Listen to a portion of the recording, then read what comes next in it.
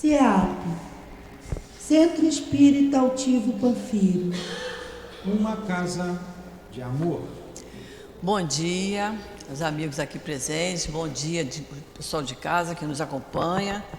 Nós estamos estudando o capítulo 14 do Evangelho, honrai vosso pai e vossa mãe, e hoje nós vamos continuar do item 5. Nós já vimos o item 1, 2, o item 3, a piedade filial, que nós analisamos bem. E hoje nós vamos para o item 5, que a nossa companheira Carmen vai ler para a gente. Tá bom, Carmen? Tá. Pode ler. Posso ler.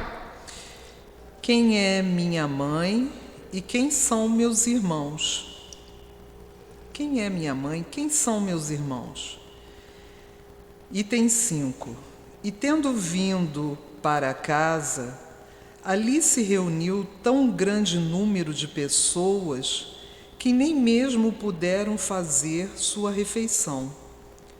Quando seus parentes tomaram conhecimento disso, vieram para se apoderarem dele, porque, segundo diziam, Jesus havia perdido o espírito. Continua? Continua. Entretanto, sua mãe e seus irmãos chegaram e, permanecendo do lado de fora, mandaram chamá-lo.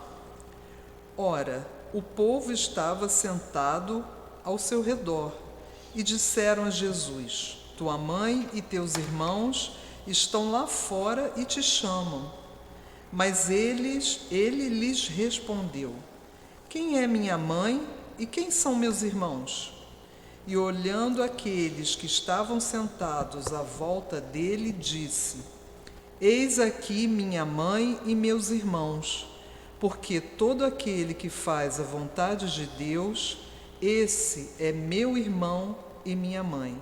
Marcos, capítulo 3, Mateus, capítulo 12. Muito bem. Vamos fazer a nossa prece. Quer fazer, Carmen? Não quero. Não? Então vamos fazer a prece.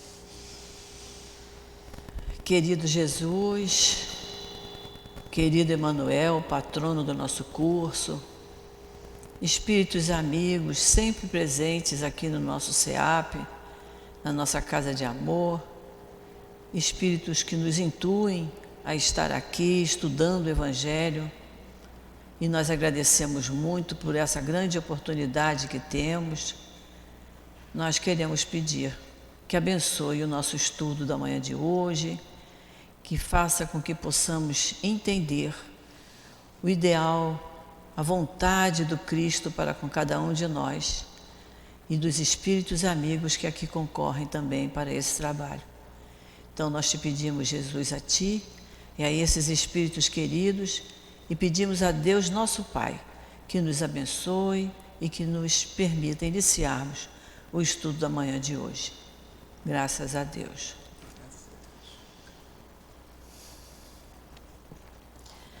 Bom, essa passagem, quando a gente lê, a gente acha meio forte, né? Jesus dizer quem é minha mãe e quem são meus irmãos.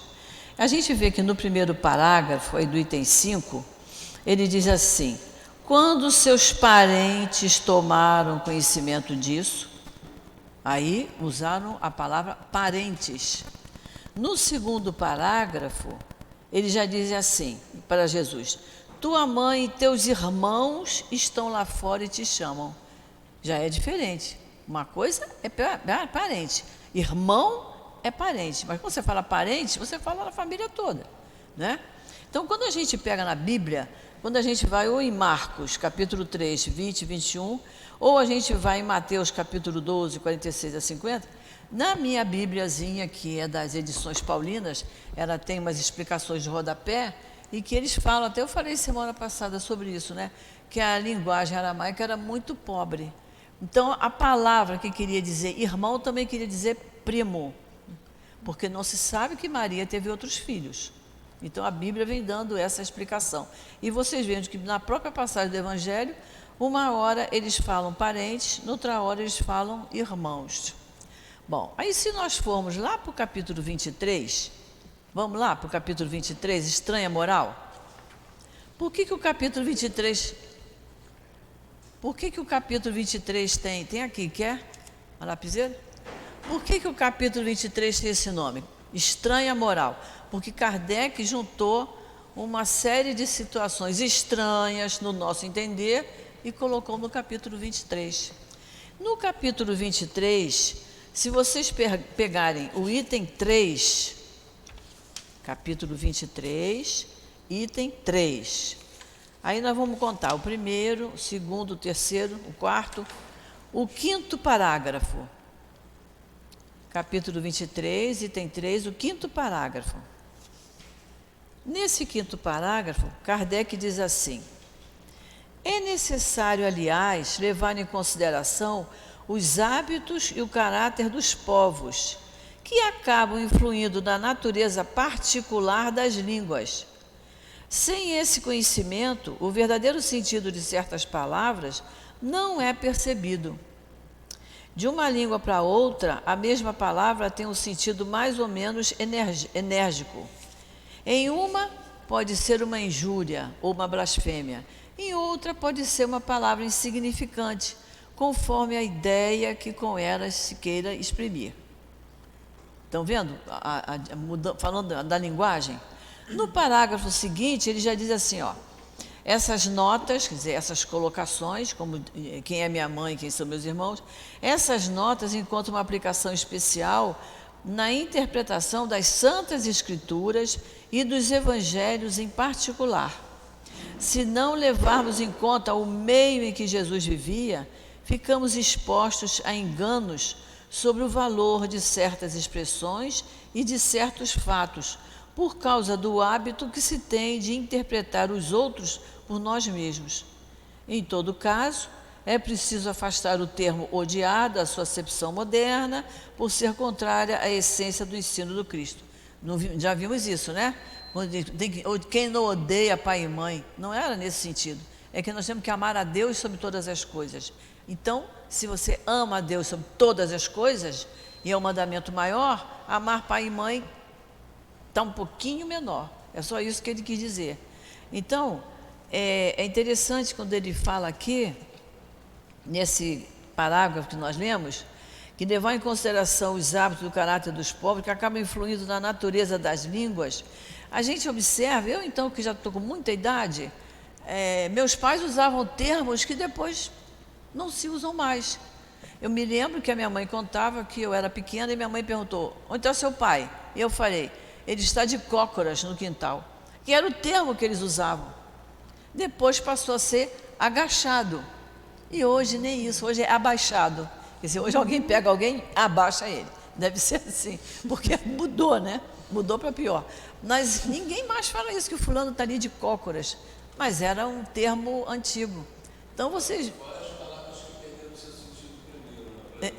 Sucesso. Sucesso é uma palavra que foi completamente mudado o sentido. O microfone está por aí? Tá?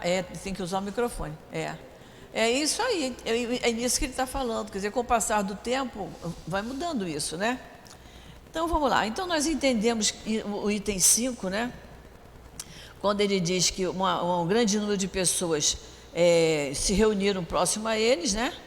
E quando os parentes tomaram conhecimento, vieram para se apoderar dele, porque havia perdido, acharam que ele tinha perdido o espírito. E aí no rodapé tem lá, perdido o espírito. Essa expressão era usada para designar alguém que estava louco. Quer dizer, eles achavam, por ele ter aquele comportamento dele, né? Ele falava, ele garoto, ele já falava nos templos, ele tinha sempre a resposta pronta e correta para os irmãos dele, que não eram espíritos do mesmo patamar que ele, aquilo era estranho. E a gente vê até hoje mesmo, né? Porque nós temos que ter muito cuidado quando a gente fala, até com os nossos parentes mesmo, com os amigos, pessoas conhecidas, sobre o que a gente aprende aqui, porque a pessoa acha que a gente está fanático, né? Vai todo domingo ao centro, vai carnaval, vai para o centro, Semana Santa vai para o centro, né? Então acha que a gente está fanático, não entendem as nossas posições, as nossas decisões, as nossas novas escolhas. Isso é normal. Fala, Luiz. O que você tanto faz nesse lugar, cara? Exatamente. Exatamente. Porque não entende que a casa espírita, ela pede isso, e isso é muito bom para nós. A gente poder vir mais vezes por semana na casa espírita. Só bem nos traz, né? Mas quem não frequenta, quem não tem esse ambiente, esse hábito, não entende. Acha que a gente está fanático. Então, os parentes de Jesus não o compreendiam. O que é muito comum, a gente vê muito, até em pessoas espíritas de alto nível moral, nem sempre a família entendeu o propósito dele. Depois, no parágrafo seguinte, ele fala: entretanto, sua mãe e seus irmãos chegaram e, permanecendo lá de fora, mandaram chamá-lo. E eles o chamaram, né? E disseram: teus irmãos estão lá fora, tua mãe e teus irmãos. E ele disse: quem é minha mãe e quem são meus irmãos? Né?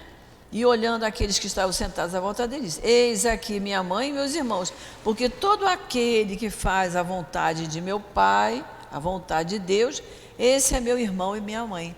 A gente entende perfeitamente o propósito de Jesus dizendo isso, né? Ele quer que todos obedeçam, sigam as leis de Deus, né? Os ensinamentos dele, do Cristo. É isso que ele deseja. Muito bem, eu acho que... Oi. É importante ressaltar aqui Sim. O simbolismo dessa frase de Jesus, né? em que ele demonstra nenhum apego por se tratar da parentela dele, visto que todos somos seus parentes. Ou seja, ora estaremos mãe, ora estaremos primos, ora não teremos nenhuma relação próxima parental, mas isso não descaracteriza o sentimento da parentada geral. Né? Porque todos temos o mesmo pai. Exatamente. Eu acho que é isso que Jesus quer dizer com isso. E Kardec, brilhantemente, a seguir nós vamos estudar a parentela corporal, né? O parentesco corporal e o parentesco espiritual. Ou seja, e aqui tem uma quebra do egoísmo, né? Muito grande, porque eu amo a todos iguais, todos para mim têm o mesmo valor. Exatamente. Né? Não tem aquela coisa da proximidade. Porque é do meu sangue eu vou fazer. Exatamente. Perfeito. Então vamos para o item 6. Lê, Carmen, para a gente o item 6. Certas palavras parecem estranhas ditas por Jesus, por não estarem de acordo com a sua bondade e sua inalterável benevolência. Desculpa. Para com todos.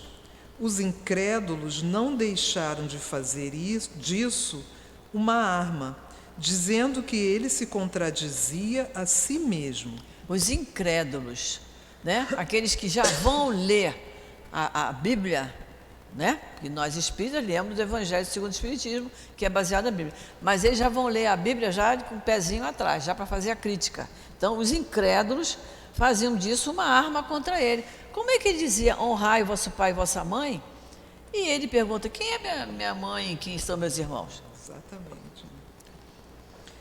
Um fato irrecusável é que sua doutrina tem como base fundamental, como pedra angular, a lei de amor e de caridade. Então ela tem como base fundamental, como pedra angular é a primeira pedra da construção, né? Sim. Então, a lei de amor e caridade. Então ele não podia se contradizer. Ele não podia, portanto, destruir de um lado o que estabelecia do outro, de onde é forçoso tirar-se esta consequência rigorosa. Se certas máximas estão em contradição com aquele princípio, é que as palavras que se atribuem a Jesus foram mal reproduzidas, mal compreendidas ou não lhe pertencem. A gente tem que prestar bem atenção nisso, né? Que é para a gente não dizer, mas Jesus falou isso, olha lá. Ele está dizendo, é que as palavras que se atribuem a Jesus foram mal reproduzidas, mal compreendidas ou não lhe pertencem. Porque os evangelhos foram escritos muito tempo depois de Jesus.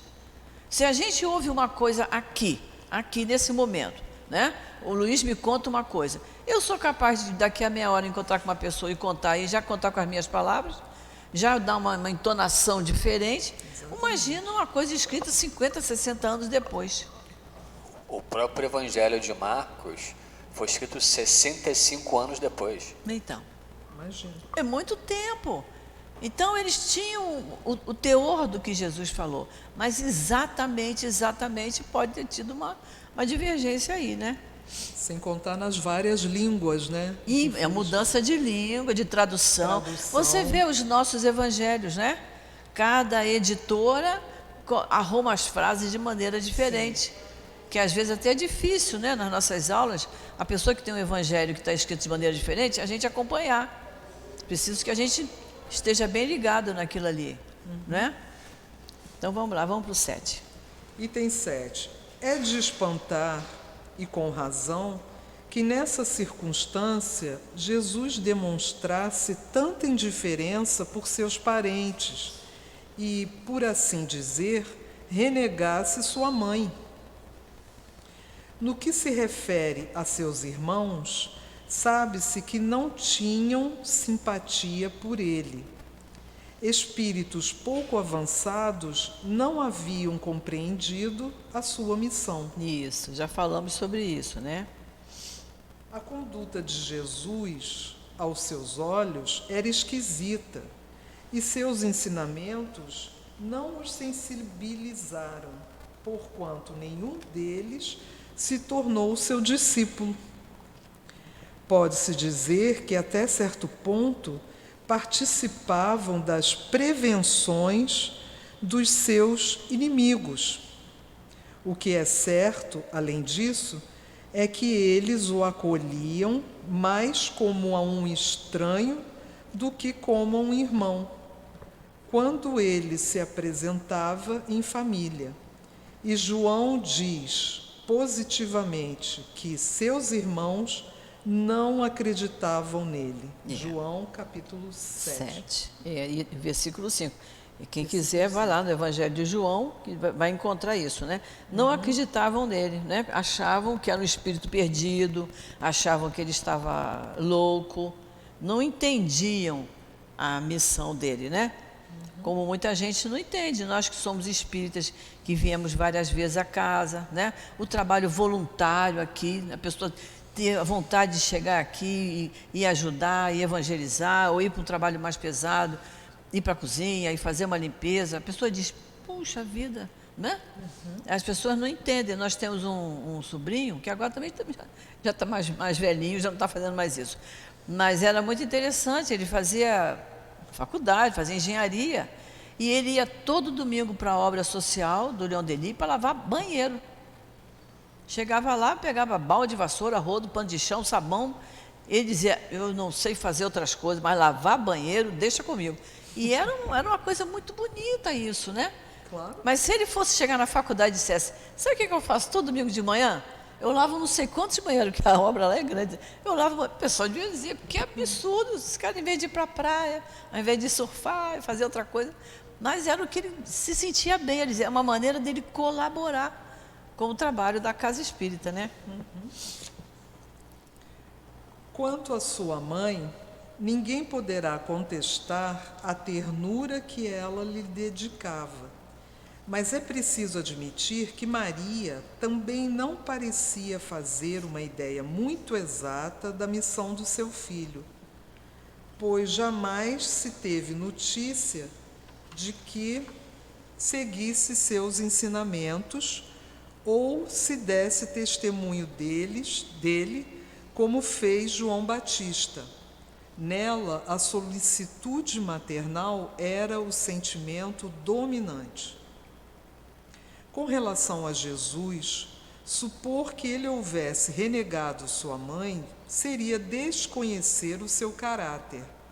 Um tal pensamento não poderia ser daquele que disse: honrai vosso pai e vossa mãe. É preciso, portanto, procurar um outro significado para as suas palavras, quase sempre veladas sob a forma alegórica. Jesus não perdia nenhuma oportunidade para dar um ensinamento. Portanto, aproveitou a chegada de sua família, lhe ofereceu. Aproveitou a chegada da sua família lhe oferecia para estabelecer a diferença que existe entre parentesco corporal e parentesco espiritual. Que é isso que nós vamos estudar a seguir. Aqui tem uma referência, para quem quiser, o livro Consolador, a questão 342, que só para enriquecer mais o estudo da gente, né? Quem tiver o livro Consolador, questão 342. E aí, eu acho que isso ficou bem claro qual foi a intenção de Jesus, né? Que é como vocês falaram mesmo, é para a gente não dar preferência, né? A gente tem o hábito de sair com os filhos quando são crianças, e a gente quer que eles sejam servidos primeiro, a gente quer que eles sejam colocados à frente para assistir o teatrinho, e ele demonstrou que não é isso que tem que ser feito. Todos têm os mesmos direitos, né? Então vamos para o parentesco corporal e o parentesco espiritual. Item 8. Os laços de sangue não determinam forçosamente os laços entre os espíritos. O corpo procede do corpo, mas o espírito não procede do espírito, porque já existia antes da formação do corpo. Não é o pai que cria o espírito do seu filho. Ele só lhe fornece um invólucro corporal, mas deve ajudá-lo a desenvolver-se intelectual e moralmente, para que possa progredir. Isso nós estudamos, quando nós estudamos lá o capítulo 4, aquele colóquio com Nicodemos, que vocês devem lembrar, ele fala exatamente isso no colóquio Nicodemos. Quando Nicodemos fala para ele assim, Jesus fala: não te admires que eu tenha dito que é preciso que nasças de novo. Aí o Nicodemos não estava entendendo. Aí Nicodemos perguntou: mas como é que isso pode acontecer? Ele falou: mas você não entende, você é mestre em Israel e você não entende. Porque ele fala, nesse colóquio, depois nós vamos ter, vocês já leram, já estudamos isso, mas é bom a gente refazer. Ele mostra ali, né, que se um homem não renasce da água e do espírito, ele não pode entrar no reino de Deus. O que nasceu da carne é carne, né? Então a criança é formada pelo espermatozoide do pai e o óvulo da mãe. Então é carne, é corpo, né? O que nasceu do espírito é espírito. E o espírito quem faz é o Criador. Deus, nosso Pai, Ele é que cria. Então são duas coisas diferentes. Então aqui nós lemos hoje que devemos ajudá-la a desenvolver-se intelectual e moralmente para que possa progredir. E é muito interessante como Kardec fala muitas vezes nos livros dele que a gente tem que desenvolver a criança intelectualmente, que isso é importantíssimo, não é? Nós temos que desenvolvê-la moralmente, desde pequenininho, né? A gente já pode ensinar a criança a pedir licença, a pedir desculpa, a dizer muito obrigado, cada vez que alguém lhe oferece alguma coisa. Isso são os valores que a gente vai passando para a criança, você está desenvolvendo ele moralmente.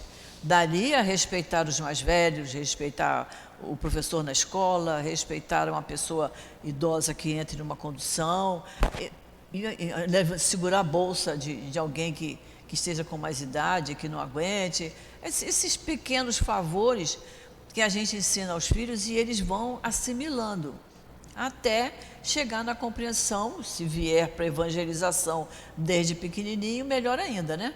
Que já vai entender as coisas de Deus, de Jesus. também. Mas o desenvolvimento intelectual é importantíssimo. Por quê? Porque é o desenvolvimento intelectual que vai nos aprimorar o nosso discernimento. É o que eu vou entender o que é certo e o que é errado, o que é bom e o que é mal. É o desenvolvimento intelectual. Quanto menos desenvolvido intelectualmente, mais dificuldade tem de entender que aquela pessoa pode não estar falando a verdade, que o que aquela pessoa está falando pode não ser bom para mim. Isso é discernimento, é você saber interpretar as palavras de alguém, para a gente não ser mal conduzido, né? E não ser induzido a fazer escolha de ficar ao lado daquela pessoa sem saber se vale a pena ou não. Então, isso é o discernimento. O discernimento vem com o desenvolvimento da intelectualidade e vai nos ajudar no desenvolvimento moral, né? Kardec nunca diz que desenvolvimento moral só. Ele sempre coloca o desenvolvimento intelectual junto com o moral. E, em geral, como aqui, ele colocou à frente. Desenvolver-se intelectual e moralmente, para que possa progredir. Isso é importante. Então, vamos lá. Os espíritos que encarnam na mesma família, principalmente como parentes próximos, são, na maioria das vezes, espíritos que se simpatizam, unidos por relações anteriores, que se traduzem pela afeição que nutrem reciprocamente na vida terrestre. Vejam o que ele fala aqui. Espíritos que encarnam na mesma família são, na maioria das vezes, não é sempre, e espíritos que se simpatizam. Não é sempre, né? Aí nós vamos ver o que acontece quando não é sempre. No entanto, também pode acontecer que esses espíritos sejam completamente estranhos uns aos outros, separados por antipatias igualmente anteriores, que se traduzem da mesma forma por seu antagonismo na Terra, para lhes servir de prova. Também pode acontecer isso. Numa mesma família, não é? Vir um mais trabalhoso. Pode vir na condição de filho, né? Pode vir na condição de um sobrinho, acho que esteja muito próximo. Pode vir na condição até de uma pessoa, de um vizinho muito próximo, que você lide muito diretamente, né? Que você, às vezes, quando a gente tem vizinhos que tem criança, às vezes um irmão é dócil, é meigo, o outro não é. Sim. O outro é crítico, é maldosozinho, de vez em quando joga umas pedras, não é isso? Estão sendo criados pelo mesmo pai e pela mesma mãe. Mas ele está dizendo aqui, mas que, no entanto, também pode acontecer espíritos que sejam completamente estranhos uns aos outros. Que sejam estranhos. É um espírito que precisa ser trabalhado com muita firmeza. E Deus então diz, olha, vou colocar esse espírito na família daquele casal, para que ele aprenda ali, para que ele progrida. Certo? Então aí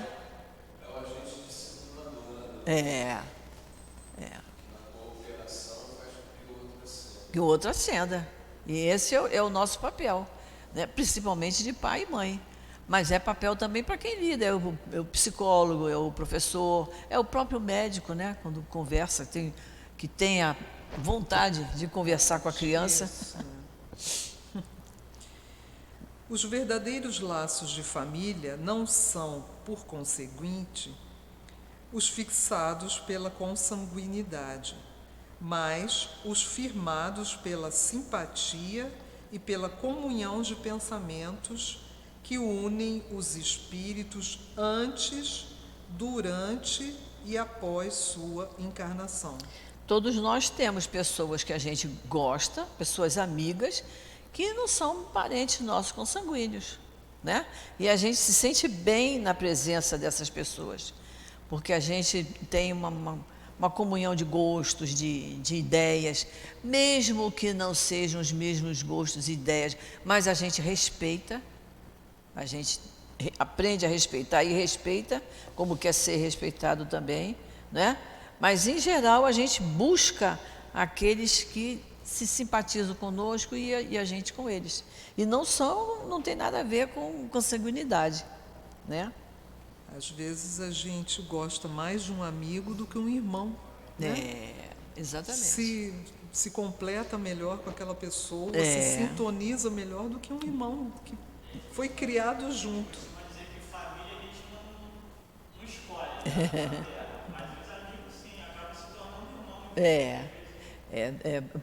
É meio verdade, né? Porque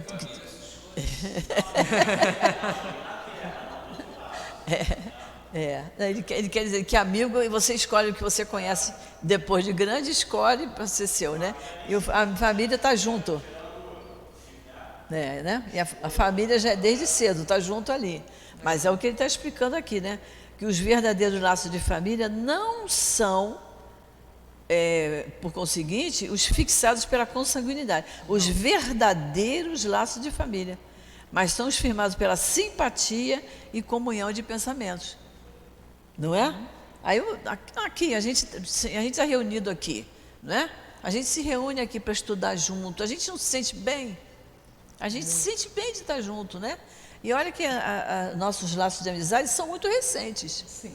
Não é? São muito recentes. Mas nós temos aqueles amigos que se lembram da gente, que estão sempre pensando em nós. A gente está com muita idade, a gente já não está mais se visitando, mas a gente se fala por telefone, se fala pelo Zap, né?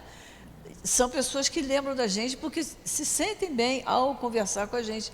Tem prazer de se comunicar conosco, né? Esse amor não acaba. E às vezes a família, o consanguíneo, você leva um mês que não fala. Né? Se você não pegar o telefone para dizer como vai, não vem. O telefone só toca daqui para lá, de lá para cá não toca. E é do mesmo sangue, não é mesmo? E acontece muito isso.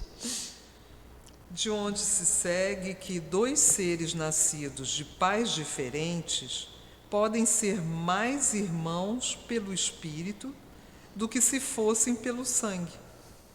Eles podem atrair-se, procurar-se, sentirem prazer em estar juntos, enquanto que dois irmãos consanguíneos podem repelir-se, como se observa diariamente.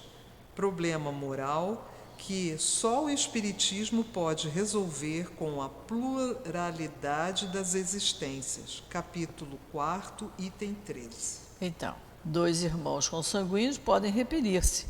É um problema moral que só o Espiritismo pode resolver. Que realmente, porque a gente não entende, criado pelo mesmo pai, mesma mãe, né? Comendo a mesma comidinha, sentando à mesa juntos, tendo as mesmas oportunidades, que pai e mãe dão a mesma oportunidade para os filhos, né? Mas um escapole. Então, aí está o trabalho de Deus para conosco, né? Bota aquele filho mais trabalhoso, não aquela família, para que aquele espírito seja uma pedrinha bruta que tem que ser lapidada. Daí é a nossa observação, já desde muito cedo, observar os defeitos para que a gente possa ir controlando aquilo, controlando. E, em geral, quando o trabalho dos pais é eficiente, em geral se consegue. Se consegue. É um espíritozinho trabalhoso, mas que a gente olha assim, se tivesse caído num lar problemático, não teria progredido, né? Então é a função nossa.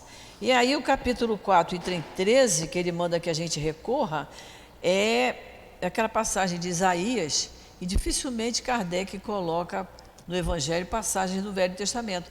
Mas aquela passagem de Isaías, quando ele diz: aqueles do vosso povo cuja morte foi dada, viverão de novo. Quer dizer, o profeta Isaías já sabia que existia reencarnação, porque dizia: viverão de novo. Então, por isso que Kardec colocou essa referência do capítulo 4 do nosso Evangelho, no item 13. Então, vamos lá. Há, portanto, duas espécies de famílias: as famílias pelos laços espirituais e as famílias pelos laços corporais. As primeiras, duráveis, fortificam-se pela depuração e se perpetuam no mundo dos espíritos, por intermédio das diversas migrações da alma. Da alma. Ai, Então, desculpa. ele está falando das famílias formada pelos laços espirituais. Espirituais. E são aqueles amigos de verdade, que a gente sente que pode contar com eles a qualquer momento, não é? Não tem nada a ver com sangue, não é isso? Agora, as outras... As outras, cadê? Agora já me perdi aqui.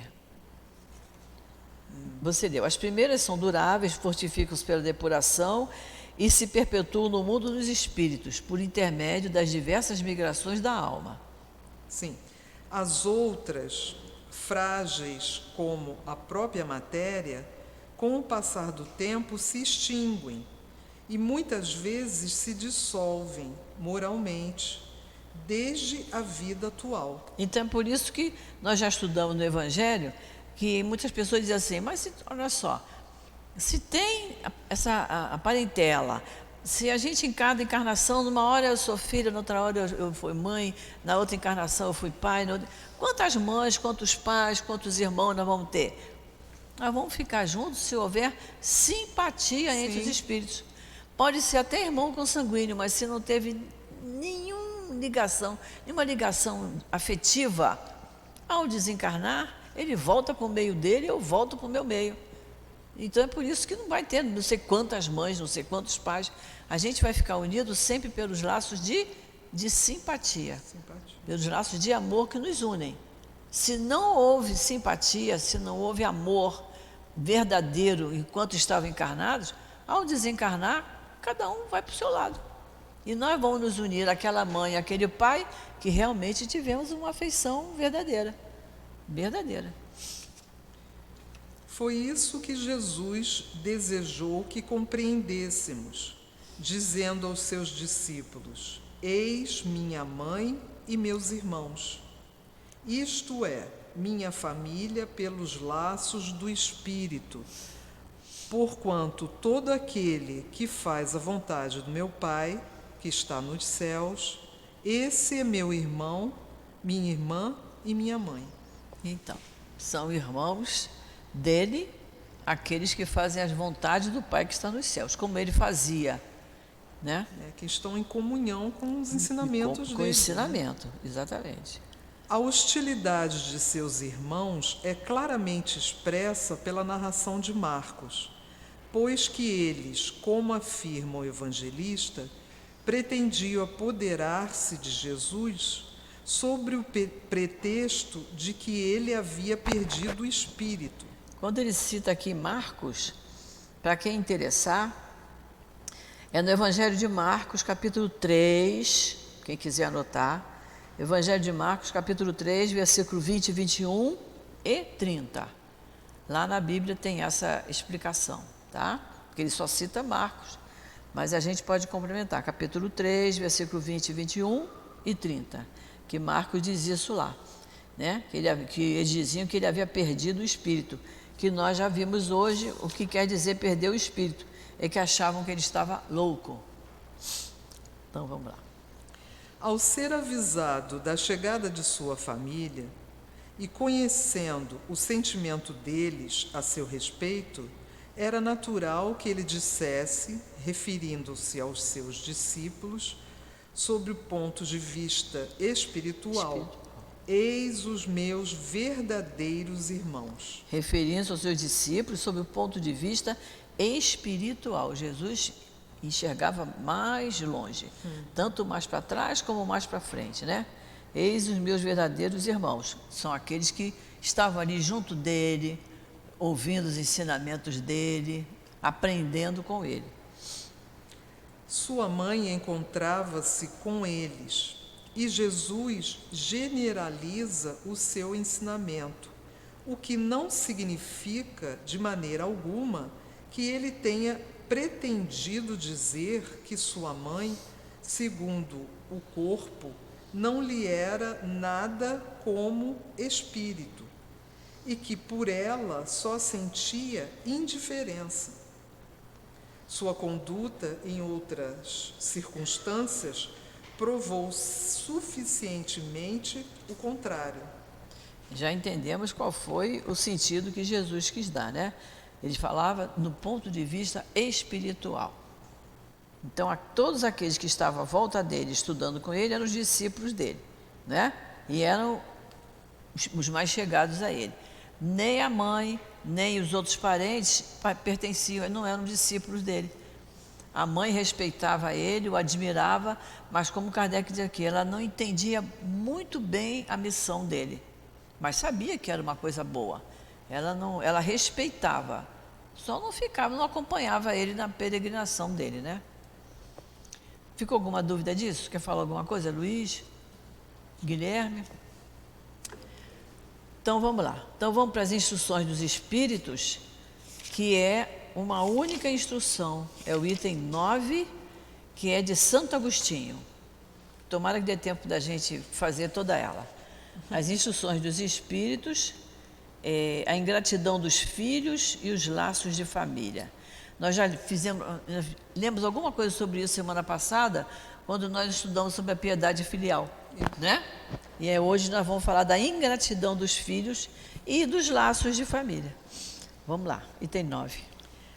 A ingratidão é um dos frutos mais imediatos do egoísmo e sempre revolta os corações honestos. Porém, a ingratidão dos filhos em relação aos pais tem um caráter ainda mais odioso. Ele reforça isso. A ingratidão dos filhos em relação aos pais tem um caráter odioso, quer dizer, é muito mais forte, né? Ele usou uma palavra forte. Bem forte, para mostrar que é errado isso. É especialmente sobre esse ponto de vista que vamos considerá-la para analisar-lhe as causas e os efeitos. Olha só, essa situação da ingratidão dos filhos para com os pais, isso tem uma causa e tem um efeito. Né? Não é à toa, são dívidas que têm que ser resolvidas, que têm que ser quitadas, né? Nessa, como em outras questões, o Espiritismo vem trazer esclarecimentos para um dos problemas do coração humano. Quando o espírito deixa a terra, leva consigo as paixões ou as virtudes inerentes à sua natureza e vai se aperfeiçoando no espaço, ou permanece estacionário, até o momento em que sinta o desejo de ver a luz. Olha só, nessas 4 linhas, como tem ensinamento aqui, né? Quando o espírito deixa a terra, leva consigo as paixões ou as virtudes. A gente sempre fala, né? A gente vai para o plano espiritual, leva a bagagem, né? Leva uma bagagem de coisas boas, de virtudes que nós adquirimos, mas leva aquela bagagem também dos nossos erros, que precisam ser consertados, né? Então, ele leva consigo as paixões e as virtudes, que são inerentes à natureza dele, de acordo com como ele viveu, como ele entendeu a vida. Ou permanece, aí ele diz, e vai se aperfeiçoando no espaço, desde que ele queira estudar, que ele queira entender. Nós recebemos uma vez uma mensagem de um espírito amigo nosso, que desencarnou, que ele dizia assim, eu agora estou estudando lá as leis morais, que não estudou aqui, não teve oportunidade, porque não era espírita, então isso também não era muito forte, né? Então, ele lá estava estudando as leis morais. Olha como no espaço você tem oportunidade de você também se aperfeiçoar.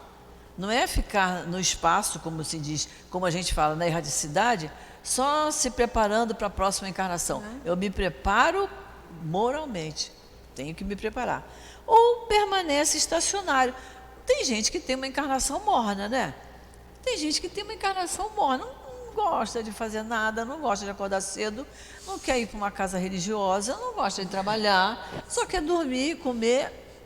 É uma vida morna.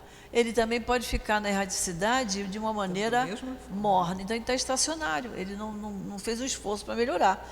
Aí ele diz, até o momento em que sinta o desejo de ver a luz. Qual é a questão do Livro dos Espíritos que fala isso para nós? Questão 1006 do Livro dos Espíritos. É quando o espírito sente a irresistível necessidade de ser feliz. Todo espírito, mesmo aquele piorzinho que a gente conhece, vai sentir isso? Vai, ele é filho de Deus. Vai chegar um momento que ele diz, eu tenho que sair dessa enrascada, eu tenho que melhorar. Está todo mundo melhorando, por que eu não? Então, até o momento em que sinto o desejo de ver a luz. O que é ver a luz? É o conhecimento, né? É aprender o que os outros estão aprendendo, já estão utilizando, e eu, pela minha inércia, fiquei parado um tempão.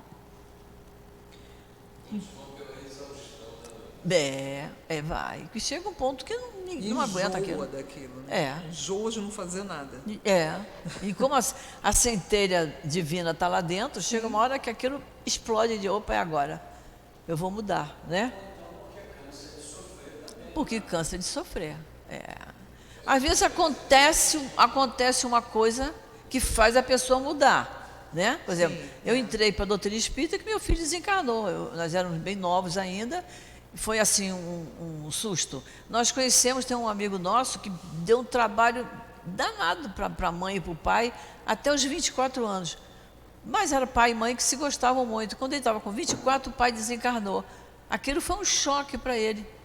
E aí ele disse, todas as bobagens que eu fazia, deixei de fazer por amor à minha mãe. Porque antes ela tinha meu pai para ela botar a cabeça no ombro e chorar. Agora ela não tinha mais. Então foi uma coisa que aconteceu para ele aprender, para mudar o rumo da vida dele. Cada um de nós vai ter o seu momento, como dizia o professor José Jorge, do seu renascimento. Sim. É o momento em que você muda de atitude. Vários momentos. Muitos partem da Terra levando ódios violentos e desejos de vingança que não foram satisfeitos. Porém, dentre eles, há alguns mais avançados, é permitido entrever uma ponta da verdade e assim reconhecem os funestos efeitos de suas paixões, tomando então boas resoluções. Que Santo Agostinho, essa mensagem de Santo Agostinho, o que ele quer dizer aqui? Que uns vão, quando desencarnam, levam ódios violentos e desejos de vingança. Porém, dentre eles, há alguns mais avançados, é permitido entrever a ponta da verdade. Dentro de todo erro que se comete, você sempre tem o lado bom, você é filho de Deus. Não é? Então, se demonstrar uma ponta de arrependimento, se ele demonstrar que ele caiu em si e entendeu que a culpa foi dele, que em algum momento ele errou e foi culpado, aquele ali já tem um pouco de arrependimento, já caiu em si, então nós vamos ajudar. Os espíritos vêm e ajudam. Então ele diz, há alguns mais avançados, ou seja, há alguns que, apesar de todo erro, desejo de vingança e ódio, mas ele tem um lado humano bom, ainda pequeno, mas tem, está ali escondidinho, mas tem. Há alguns mais avançados, é permitido entrever uma ponta da verdade. É aquela pessoa bem endurecida, mas que você chega para conversar, e chega uma hora que ela diz assim, sabe, eu acho que você tem razão. Ela ainda acha, ela não tem certeza não, mas não faz mal. É melhor do que aquele que diz, mas eu não quero te ouvir. Eu não quero te ouvir, não estou precisando disso. Não vou mudar minha maneira de ser. Não vou mudar meus pontos de vista. Esse é mais renitente no erro. Mas tem aqueles que ouvem e de repente dizem, acho que você está certa, eu vou dar uma mudada, né? Aí ele diz, e assim reconhece os funestos efeitos de suas paixões, tomando então boas resoluções. Mudou. Mudou. O simples fato de desencarnar, estar no plano astral, eu acho que no plano espiritual, faz eles verem de outro... outra visão. Outro ângulo. Mas muitos nem reconhecem que desencarnar. Isso estão roubados. É verdade. Compreendem que, para ir até Deus, só existe uma senha, a caridade. Ora, não há caridade sem o esquecimento dos ultrajes e das injúrias. Não há caridade com ódio no coração e sem perdão. Por isso que o lema é, fora da caridade não há salvação. Muitos acham que só estudar Jesus já está salvo. Falta coisa dessa, olha lá. Não há caridade sem esquecimento de ultrajes e injúrias, das ofensas. Não há caridade com ódio no coração, se você guarda aquele rancor daquela pessoa, e se você não aprendeu ainda a perdoar. Enquanto não passarmos por tudo isso e nos livrarmos desses defeitos, nós não iremos até Deus, como ele diz aqui. Compreendem que para irem até Deus só existe uma senha, a caridade. E não há caridade se você ainda arrastar ódio, vingança, né? Ódio no coração, sem desejo de perdoar. É fácil perdoar? Não. Mas a gente começa a entender a dificuldade do outro para conosco, né? Já é um caminho para o perdão. Se eu entender que aquela pessoa que me causa um mal, que me prejudica, se eu entender que ela está num patamar ainda inferior ao meu, porque ela está me desrespeitando, ela está me ofendendo, se eu entender isso, já está um pouquinho melhor. Já não tenho vontade de revidar, porque não vale a pena eu perder o meu tempo, né? E como diz o Evangelho, deixa que fale o mais tolo. Então deixa que o outro, né? Então, vamos lá. Então, mediante um imenso esforço, tais espíritos conseguem observar aqueles a quem odiaram na terra.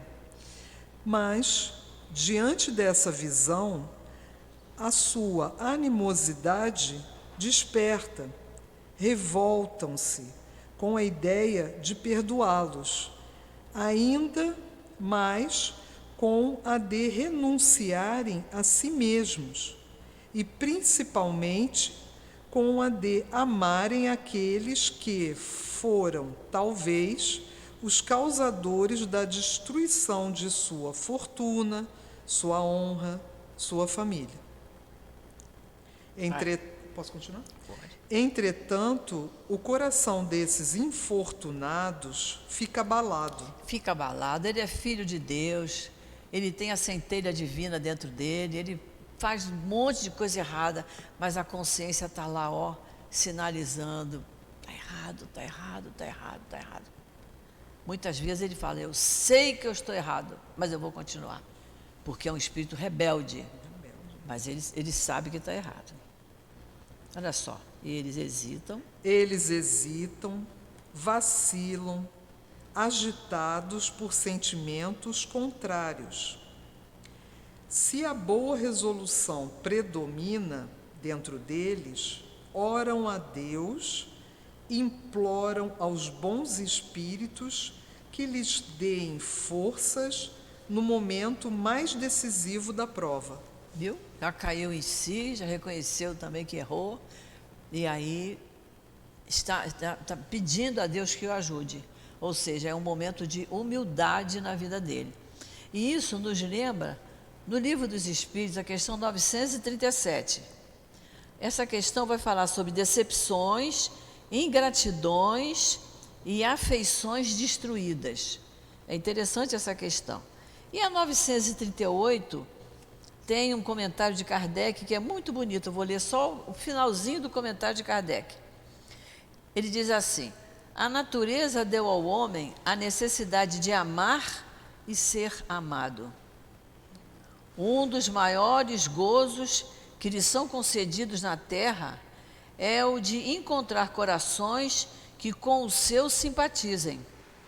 Dá-lhe ela, a natureza, assim, as primícias da felicidade que o aguarda no mundo dos espíritos perfeitos, onde tudo é amor e benignidade. Desse gozo está excluído o egoísta. Por isso que logo no início do estudo, nós mostramos aqui que o egoísmo, ele engendra a ingratidão, né? Por isso que, e Kardec fala isso. Eu acho muito bonito esse comentário, e é bonito isso, né? A natureza deu ao homem a necessidade de amar e ser amado, né? Microfone.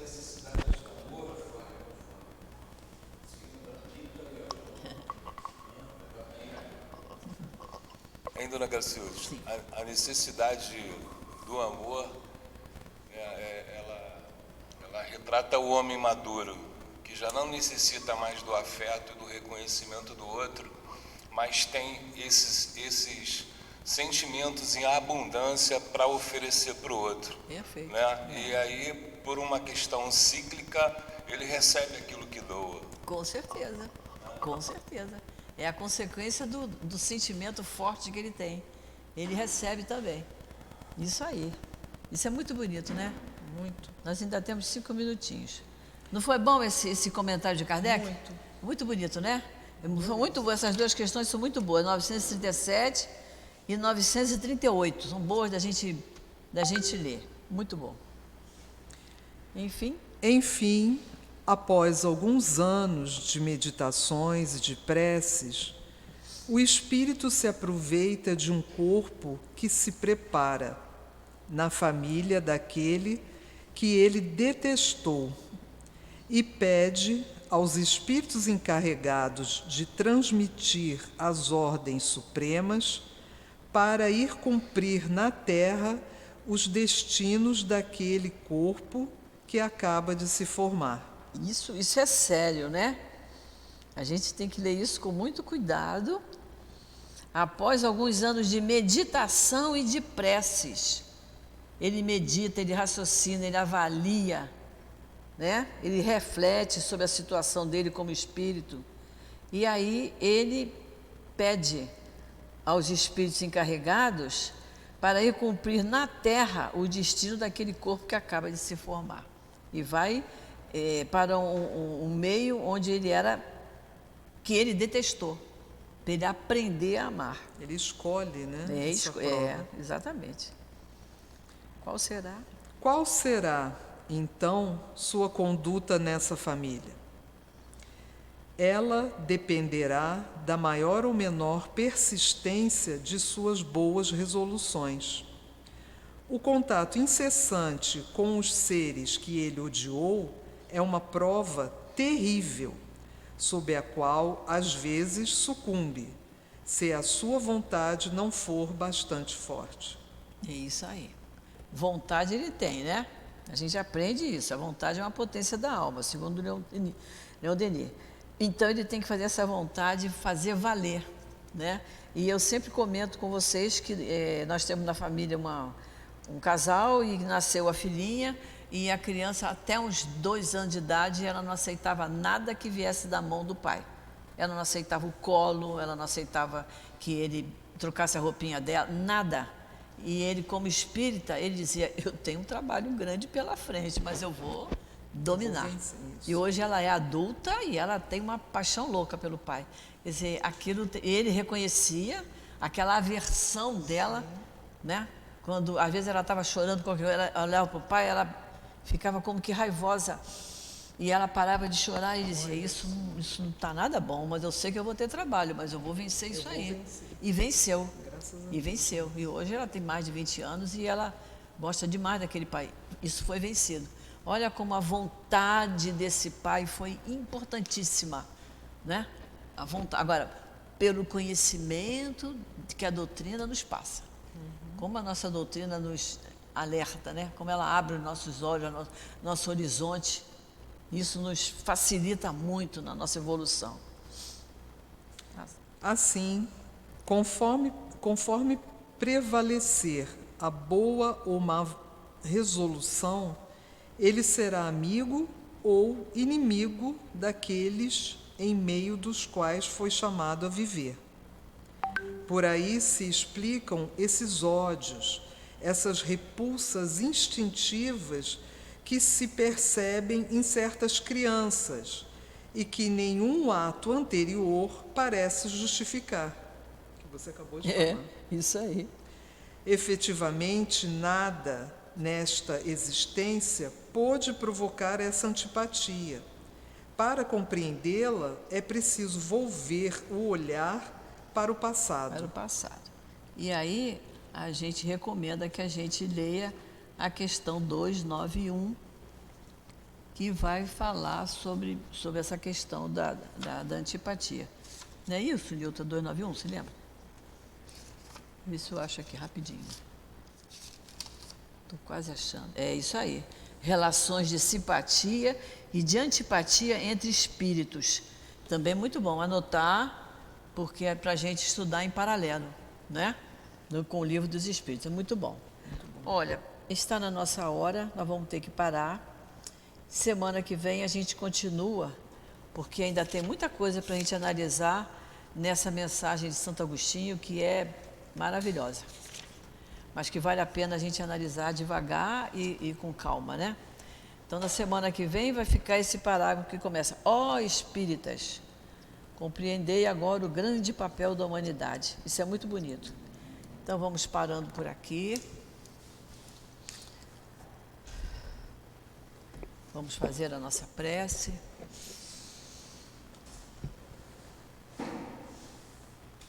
Querido Jesus, querido Emanuel, patrono do nosso curso, espíritos amigos que nos amparam sempre, que nos encorajam, o nosso querido altivo, Antônio de Aquino, professor José Jorge, o nosso querido mestre Allan Kardec, e toda essa coluna de espíritos amorosos que trabalham aqui no nosso SEAP, na nossa casa de amor.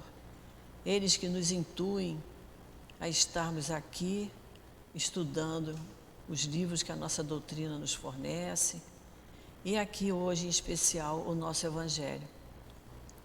Nós pedimos sempre que nos alargue o nosso pensamento, o nosso sentimento e a nossa vontade de estudar cada vez mais e mais, para irmos nos aprimorando, tirando de nós os sentimentos, os pensamentos indesejáveis. Então, Jesus, contamos sempre com a Tua proteção, contamos sempre com o Teu amor para com cada um de nós, contamos sempre com o Teu amparo para esta nossa casa de amor, para todos que aqui adentram, buscando tanto o pão da matéria como o pão do Espírito, que possamos sempre dizer presente aos trabalhos da nossa casa espírita. Então, Jesus, em Teu nome, em nome desses espíritos amorosos que aqui trabalham incansavelmente, em nome de Deus, nosso Pai, que pedimos permissão para encerrarmos o nosso estudo do Evangelho na manhã de hoje. Graças a Deus.